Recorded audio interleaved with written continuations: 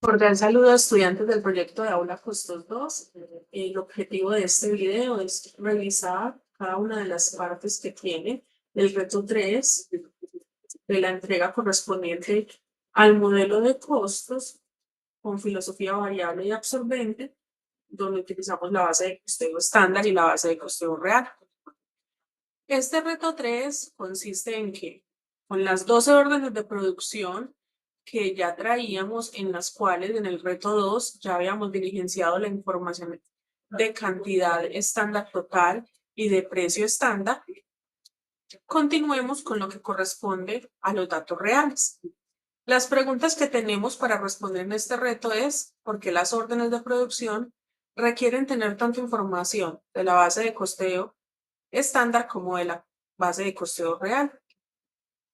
Y también comenzar a revisar por qué, si estamos aplicando una filosofía variable, es necesario documentar la filosofía absorbente en las órdenes de producción. ¿En qué consiste este reto entonces? ¿Qué debemos hacer? Vamos a tomar el archivo de Excel que ya veníamos trabajando en el reto 2 y en la hoja donde tenemos la base de datos de las órdenes de producción vamos a diligenciar la siguiente información. Primero, vamos a comenzar a diligenciar la información de las cantidades reales para cada uno de los elementos del costo. Es así como para los materiales, entonces diligenciaremos la cantidad real para la mano de obra directa, diligenciaremos las horas reales, para el CIF diligenciamos el nivel de operación real y para los servicios, cuánto fue la cantidad real del servicio. Estos datos, como trabajamos en la clase pasada, no son datos que vengan, ¿cierto? Como de la nada, sino que corresponden a sucesos históricos que ocurrieron en el proceso productivo. Pero como nosotros no tenemos acceso a esas fuentes de información, a esos datos, son unos datos que debemos diligenciar. ¿Qué excepción vamos a tener? ¿Cierto? Que con el CIF, dado que algunas bases de actividad, ¿cierto?, se alimentan de otros recursos, debemos utilizar una fórmula, o la recomendación es usar una fórmula. Por ejemplo, si en un departamento la base de actividad son horas hombre, entonces yo debería ir a ver cuántas fueron las horas hombres reales de ese departamento y esa será la base de actividad de sí. ¿Cómo lo vamos a hacer? Con un sumar puntos y conjunto. Pero, por ejemplo, si mis datos son horas máquina, mi base de actividad es horas máquina, pues ese dato no lo tenemos en ningún otro elemento del costo que hayamos diligenciado y por lo tanto ese dato sí debe ser digitado. Les muestro en mi ejercicio. Yo acá, ¿cierto? En el tema de material directo y de mano de obra he diligenciado unos datos. Aún no he diligenciado lo que corresponde a las horas hombre, que son la base de actividad para mi departamento o mi proceso de corte. Entonces, no las he llenado. ¿Por qué? Pues porque con un sumar lo que voy a hacer es que me sume, me traiga el dato de cuántas horas de mano de obra directa del área de corte hice en este periodo. Entonces, ¿qué va a hacer esto? Va a ir a sumar corte, cuánto fueron las horas, me dice 1613 y esos 1613 son los que voy a usar acá. Pero entonces no lo voy a hacer de forma manual, sino que voy a hacer una fórmula que me permita obtener esos datos. Igual en mi caso es con respecto al costo del material directo. Este costo del material directo va a estar documentado en el costo real de los materiales. Entonces tengo que usar una fórmula que me traiga cuál fue el costo real de los materiales para el proceso de acabado, porque esa es mi base de actividad. Entonces ese no será un dato diligenciado, sino que es un dato que debe guardar, digamos, relación con la información de la cual se alimenta. Siguiendo con la guía, esto es por encima de lo que vamos a hacer. Debemos determinar esa cantidad para cada orden y digamos que me puedo guiar de acuerdo con la cantidad estándar que ya diligenciamos en el reto 2. Eso sí, no puede ser igual, porque realmente es muy poco probable que una cantidad estándar y una cantidad real sean iguales. Eso es lo que vamos a hacer para la primera parte del reto. En la segunda parte del reto, pues tenemos que no olvidemos diligenciar la unidad de medida del recurso. Este caso, pues se saca de las fichas técnicas. Y vamos a diligenciar la columna de precio real. Y esta columna de precio real es la que nos va a generar, digamos, más demanda del tiempo para este reto. ¿Por qué? Porque entonces los datos del precio real de los materiales van a venir del CARDES. Para la mano de obra, el CIF y la subcontratación, debido a que tienen como componentes de datos contables y de datos de las órdenes, entonces vamos a necesitar información del balance de pruebas diligenciado, ¿cierto? Y también vamos a necesitar datos de la cantidad real, por ejemplo, para mano de obra, para calcular el salario real, necesitamos el costo real que vamos a traer del balance de prueba, pero también vamos a necesitar cuántas horas trabajamos y de la división de estos dos datos obtenemos el salario real, que es el que va a alimentar las órdenes de producción. En este caso, pues vamos a diligenciar esos componentes de precio y también vamos a diligenciar cuál es la unidad de medida que también podemos traer desde la ficha técnica. Como siguiente paso que debemos tener en cuenta es que los CIF reales en la realidad son muy complejos de determinar qué parte de ellos es fijo o variable.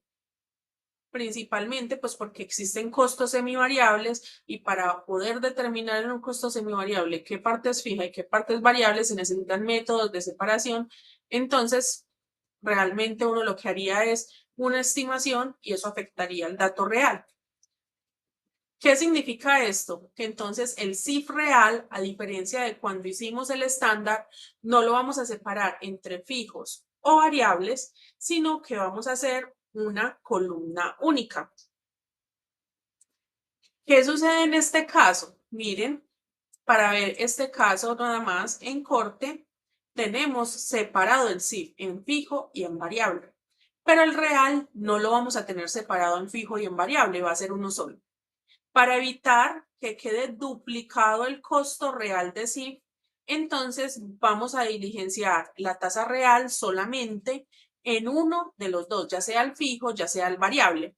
Entonces, si yo elijo diligenciar la información del variable, todo el CIF fijo en datos reales va a quedar en cero. Como les digo, para evitar duplicar la información, ya que la tasa real va a tener incluido tanto lo fijo como lo variable.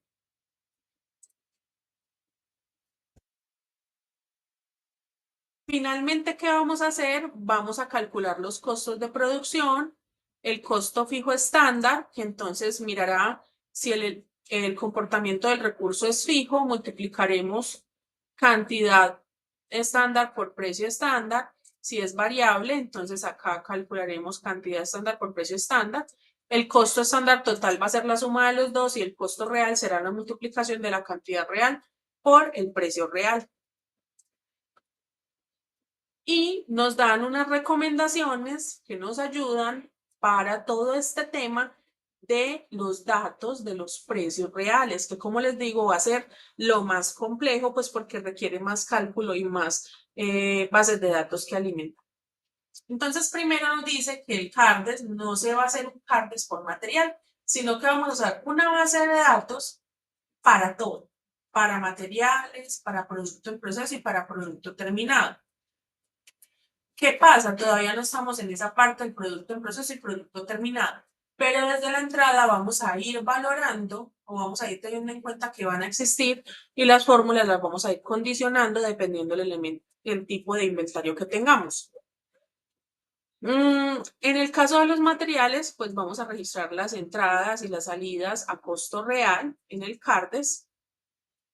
¿Y qué recomendamos para hacer este CARDES de materiales?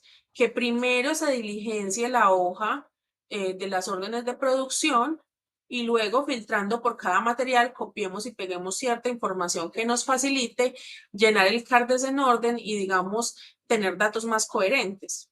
¿A qué me refiero? Es más fácil yo saber que en la orden me gasté 10.000 y entonces poner una entrada con una compra de 11.000 a poner 9.000, darme cuenta que necesité 10.000 y tener que hacer todo este reproceso. Entonces, lo ideal es primero llenar las cantidades que se parezcan a las del estándar en la hoja de órdenes de producción, filtrar, copiar y pegar los datos correspondientes y evitar reprocesos. La segunda recomendación que tenemos es que para calcular esa tasa real y ese salario real, debe determinar las cuentas contables del periodo de mayo por área de responsabilidad. Y se tendrá entonces en el archivo que se envió inicialmente un formato de balance de prueba de las cuentas que tienen que manejar como mínimo. Ustedes pueden agregar cuentas, pero no las van a poder quitar. En el balance también hay que tener en cuenta que nosotros no vamos a hacer como registros contables de nómina ni registros contables de servicios públicos, pues porque para este proyecto de aula no es el alcance, eso se trabaja en el proyecto de aula anterior que es Costos 1 y digamos que hacemos el registro o hacemos el balance como si ya estuviesen esos registros asentados en contabilidad. Otra cosa que también genera confusión es que el balance de prueba que nosotros trabajamos solamente tiene las cuentas relacionadas con costos y por lo tanto el débito y el crédito en los movimientos no va a ser igual para que eso no genere como confusiones. De una vez se debe ir diligenciando todos los datos del saldo inicial. Es muy importante saber que las cuentas de balance, el saldo inicial representa lo que había a corte del mes anterior, mientras que en las cuentas de resultados, el saldo inicial me habla de lo que traían acumulado, ¿cierto? Hasta el mes anterior. En esta base de datos también vamos a llenar, en el balance vamos a llenar los materiales directos con los datos del CARDES. Y finalmente nos indica que los datos de mano de obra y de CIF, ¿cierto? Para calcular el valor real o incluso para el tema de subcontratación que en el ejemplo no está, pero que ustedes deben incluir, traemos los costos reales del balance de prueba y los dividimos entre las cantidades reales que vienen de las órdenes. Entonces, con esta introducción, estos videos se van a estructurar de la siguiente manera. Primero, vamos a ver cómo diligenciar esas casillas que dependen de otras cantidades reales. Ustedes previamente tienen que diligenciar esa cantidad real que es digitada. Lo segundo es que vamos a llenar ese CARDES. Bueno, vamos a formular el CARDES porque el CARDES lo van a llenar ustedes y el apoyo será en cómo formulo, ¿cierto? Diferentes partes como el saldo del CARDES, cuánto es el costo de las salidas y sobre todo recalcar que el ejemplo va a ser con promedio ponderado. En caso de que ustedes quieran usar primeras en entrar, primeras en salir, lo pueden hacer, solamente que las fórmulas que voy a trabajar es de promedio ponderado. Luego vamos a llenar esos costos reales del balance de prueba, es decir, los materiales que vienen del CARDES y una información de nómina y parte del CIF que viene de otros datos que ya calculamos previamente. Otros costos del CIF o el caso de la subcontratación, por ejemplo, no están incluidos o tienen que diligenciarse de forma directa. Vamos a alimentar y a calcular entonces lo que va en la base de datos de mano de obra, que es el salario real, y a calcular la tasa real de CIF. Posteriormente alimentaremos la base de datos de órdenes con lo que compete al precio real, ya sea precio real de materiales, tasa real de CIF, salario real, es decir, el componente de precio real. Y finalmente vamos a calcular el costo estándar total, fijo y variable, y el costo real. Entonces vamos a empezar en el próximo video con el diligenciamiento y el uso de la fórmula para calcular los datos reales de el nivel de operación real de CIF que depende de otros elementos del costo.